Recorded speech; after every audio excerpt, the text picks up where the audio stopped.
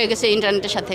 সবচেয়ে লজ্জাস্কর জিনিস হচ্ছে কি, যিনি বন্ধ করেছেন তিনি প্রতি 5 মিনিট 10 মিনিট অন্তর ফেসবুকে পোস্ট দেন পলক, আর আমরা যারা দূরে আছি আমরা বসে বসে পড়তেছি।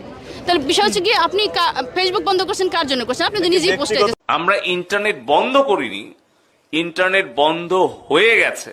ওরকমই দাঁড়ায় যে আপনার জন্য আপনি দেশের প্রতিনিধিত্ব করছেন, আপনি বলছেন আপনি পারছেন না, অথচ আপনি নিজেই ব্যবহার করছেন সেটা, যে মদ জুয়া গাঁজা সবার জন্য হারাম, শুধু আমার জন্য হালাল, এরকম বিষয়টা।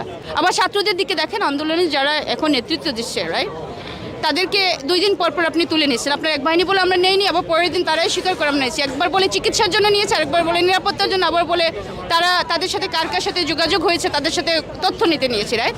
আপনি যখন নানা রকম বিভ্রান্তিমূলক খবর বলেন, তখন দেশের মানুষের মনে স্বাভাবিকভাবেই প্রশ্ন আসে যে এই দেশ আসলে চালায় কে? দেশে কি আসলেই কেউ কি আসলেই পরিচালক হিসাবে আসে, নাকি এটা আসলে অরাজক একটা দেশ?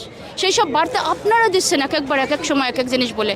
একটা মানুষ একটা দলের হেড, সেটা আপনার শত্রু হতে পারে, সে যদি নাই হয়ে যায় সেই দায়ও আবার আপনার। যে আপনার দেশ থেকে যে কোনো মানুষ নাই হয়ে যাবে, সেটা উদ্ধার করে দায়ও আপনার। সে কোথায় আছে সেই সংবাদ দেওয়ার দায়ও আপনার।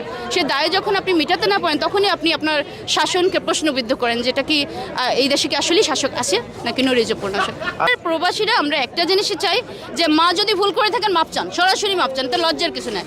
আপনি ক্ষমা চান, আর যেভাবে হোক, আর যদি একান্তই মনে করেন যা ক্ষমা আপনাকে দিয়ে হবে না, আর আপনি এই শাসন আসলে এইগুলি এইভাবে চালাতে পারবেন না, তাহলে যেখানে আমাদের এই প্রধানমন্ত্রী নেই সেই দেশও কিন্তু চলতেছে। যে কাজ আপনি পারবেন না সেটা ছেড়ে দেন। এটাই যে আপনি যদি চালাতে পারেন চালান, আর না একান্তই যদি আপনি বলেন শিবির রাজাকার, এখন দেখেন দলে দলে লক্ষ লক্ষ কোটি কোটি মানুষ রাস্তায়। সবাই যদি রাজাকার হয়, সবাই যদি খারাপ হয়, সবাই যদি আপনাকে না মানে, সবারই তো আপনি তারাই দিতে পারবেন না এই দেশ থেকে। তাহলে আপনি বলেন যে আমি চেষ্টা করেছিলাম, আমি পারিনি। ঠিক আছে, আপনি তো বলেন আপনি ভালোবাসার কারণে ক্ষমতায় আছেন, আপনি দেশের মানুষের কল্যাণ চান, তো সেটাই বলেন যে আমি যেহেতু ভালোবাসি, আমি যেহেতু কল্যাণ চাই, যা কিছু উন্নতি যা কিছু করেছি মানুষের জন্যই করেছি, তা তোমাদের থাকলো, আমি চললাম। আর না হলে আপনি কিভাবে সমঝোতা আসা যায়, কিভাবে সবাইকে নিয়ে একটা সৌহার্দ্যপূর্ণ একটা সুশৃঙ্খল মানে দেশ গঠন করা যায়, যেখানে সকল নাগরিকের, আমি আবারও বলছি সকল নাগরিকের, আপনাকে যে ভালোবাসে এবং আপনাকে যে অপছন্দ করে, সকল নাগরিকের অন্তত আস্থা থাকবে। আস্থা এবং ভালোবাসা এক না, সেটা আপনিও জানেন, আপনারাও জানেন, আমিও জানি। যে আস্থা ভালোবাসা না থাকবে, অন্তত আস্থা থাকবে, যে তারা যা বলে সেটা সত্য কথা বলে, যা ঘটে সত্য ঘটনা বলে। যে এইরকম একটা পরিবেশ অন্তত তৈরি করেন ভাঙা মন নিয়ে। কারণ আমরা বাংলাদেশে যদি আমাদের জন্ম হয়েছে, আমরা বাংলাদেশ নিয়ে শুধু গর্বের খবরই শুনতে চাই, আমরা গর্বিত হতে চাই। সেখানে নিজের জন্মভূমির শাসকদের বিরুদ্ধে আমাদের দাঁড়াতে হবে, এটা আমাদের অত্যন্ত লজ্জার এবং বেদনাদায়ক। এটা দিয়ে শুরু করতে চাই। তো এখন বলতে পারেন যে কী নিয়ে তাহলে আমরা এই যে কাজটা আমরা কোনোভাবেই করতে চাইনি, যে দেশের শাসকদের বিরুদ্ধে দাঁড়ানোর মতো লজ্জাস্কর কাজ আমাদের কেন করতে হয়েছে, বাধ্য হয়ে করতে হয়েছে। কারণ দেশ বলতে কিছু নেই দেশের মানুষ ছাড়া। দেশের মানুষরা আমাদের সন্তান, আমাদের ভাই বোন, আমাদের বাংলাদেশি জন্মসূত্রে ওরা আমাদের ন্যাচারালি একটা বন্ডিং ওদের সাথে আমার আছে। আর আমরা যারা দূরে থাকি তাদের জন্য মায়াটা আবার আলাদা রকম বেশি থাকে। তখন যখন দেখি যে ন্যায়ের দাবিতে দাঁড়ানো আমাদের ছাত্রদের বিরুদ্ধে যেভাবে প্রথমে ছাত্রলীগ নামানো হলো, তারপর পুলিশ নামানো হলো, এরপরে বিজেপি, ফাইনালি আর্মি। এটা কার বিরুদ্ধে লড়ে? আর্মি দেশের সাথে, দেশের যুদ্ধ হলে বহিঃশত্রুর সাথে লড়ে।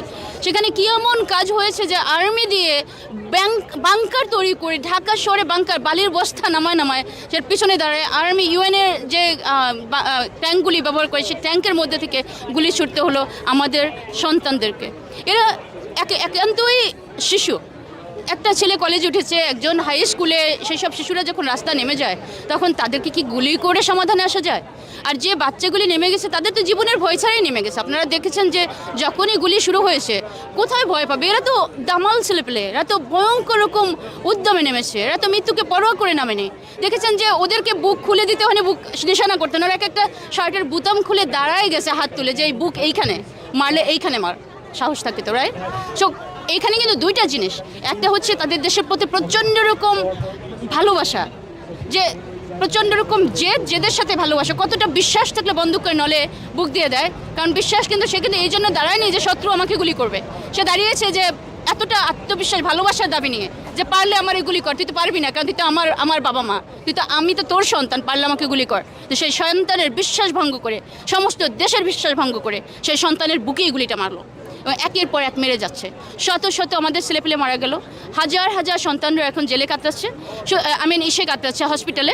শুধু তাই না, এত কিছুর পরেও আবার যতগুলি শত শত মামলা হলো, সে মামলা বাদীকে গুলি করলো পুলিশ, বাদীও পুলিশ, মারলো ছাত্রলীগ, বাদীও ছাত্রলীগ। কারা আসামি? যারা গুলি খেলো, যারা কাতরাচ্ছে তারাই আবার আসামি। এভাবে কি কখনো সন্ধি হয়? এভাবে কি দেশ চালানো যায়? যায় না। প্রধানমন্ত্রী যদি মায়ের জায়গায় থাকেন, তাকে খুঁজে বের করতে হবে পথ কি। মা হিসেবে আমরা ভুল করি না? আমি মানা, আমি 3 বাচ্চার মানা, আমি ডেলি কতবার বাচ্চাদের কাছে ক্ষমা চাই, খামাকেও ক্ষমা চাই। অনেক সময় বলি যে বাচ্চারা তোদের যে জীবন দেওয়ার কথা ছিল আমি সেটা দিতে পারিনি, মা হিসেবে আমার ব্যর্থ মনে করিস না, এটাও তো এক ধরনের ক্ষমা চাই। আমি তো ধরি মারি না বাচ্চাদেরকে। প্রধানমন্ত্রী যদি মায়ের জায়গায় থাকেন, তিনি কি ওদের কাছে ভুল যদি করেই থাকেন উনি মাপ চাইতে পারেন না? মাপ চাইলে কি উনি ছোটো হয়ে যাবেন? ছোটো হয়ে যাবেন। এই বাচ্চাগুলির মনের মধ্যে দরদ সৃষ্টি হয় যে মা ভুল করেছে, মাফ করে দে। সেটা না করে উনি আরও কঠোরতার হুমকি দেন, রাইট? কঠোরতার সর্বোচ্চ হুমকি মৃত্যু। এরা তো মারা যে দাঁড়ায় আছে, এরা তো মরার জন্য দাঁড়ায় আছে।